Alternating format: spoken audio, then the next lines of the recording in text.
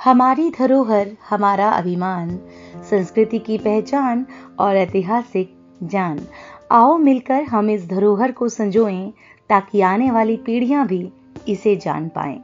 नमस्कार दोस्तों, स्वागत है आपका बूंदे पॉडकास्ट पर और हमारे खास एपिसोड में, जहां हम बात करेंगे एक ऐसे दिन की जो हमारे धरोहर और संस्कृति के महत्व को उजागर करता है। जी हाँ, आज हम बात करेंगे विश्व धरोहर दिवस के बारे में, जो हर साल 18 अप्रैल को मनाया जाता है।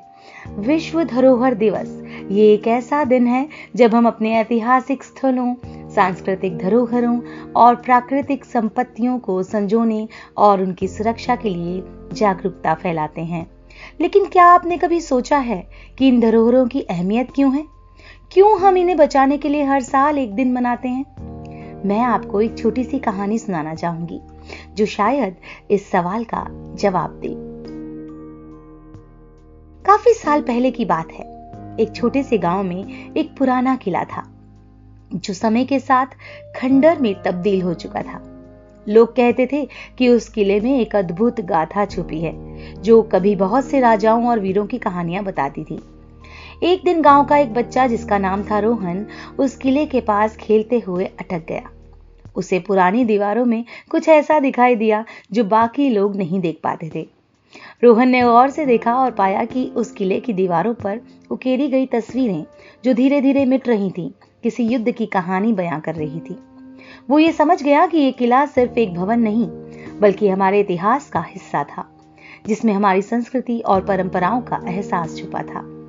रोहन ने उस दिन ठान लिया कि वो उस किले को न केवल बचाएगा बल्कि उसे सबके सामने लाएगा, और उसने गांव के बड़े बुजुर्गों से मदद लेकर उस किले को फिर से संजोने की कोशिश करी। आज वो किला जो कभी खंडर हो चुका था, एक प्रमुख पर्यटन स्थल बन चुका है, और उस किले को बचाने के लिए किए गए प्रयासों को देखकर हम समझ सकते हैं कि कैसे हमारे पुराने धरोहर हमारे इतिहास को जीवित रखते हैं। ये कहानी हमें सिखाती है कि हमारी धरोहर सिर्फ ईंट और पत्थर नहीं, बल्कि ये हमारी पूर्वजों की मेहनत, उनके विचार, उनकी संस्कृति का प्रतीक है।